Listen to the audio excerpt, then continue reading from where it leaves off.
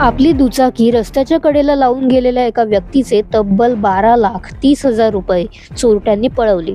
पण एवढी रक्कम घेऊन ते फार लांब जाऊ शकले नाहीत.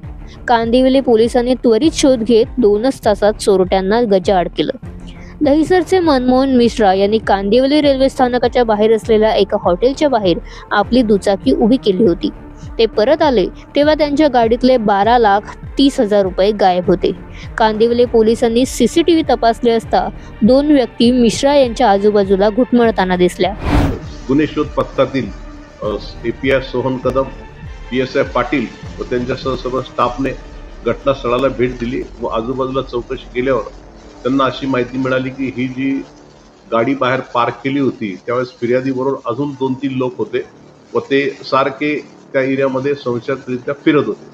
त्यावरून पथकातील अधिकारी अंमलदारांनी बरकतुल्ला शोएब खान यास प्रथम संशयावरून ताब्यात घेतले. त्याची चौकशी केली असता त्याच्याकडनं माहिती मिळाली की राजेंद्र सुरेंद्र सिंग, मोहम्मद अख्तर, मोहम्मद रमजान हुसेन या तिघांनी मिळून सदरचा गुन्हा केलेला असून त्यांनी ती डुप्लिकेट चावी बनवून ती कॅश तिथून पसार केली होती.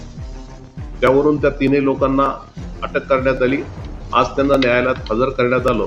माननीय न्यायालयाने 3 दिवसाची पोलीस कस्टडी त्याची दिलेली आहे. त्यामुळे अशा प्रकारे मोठी रक्कम सोबत बाळगावी की नाही आणि तसं करताना किती सावध असायला हवं याबाबत विचार करण्याची गरज आहे.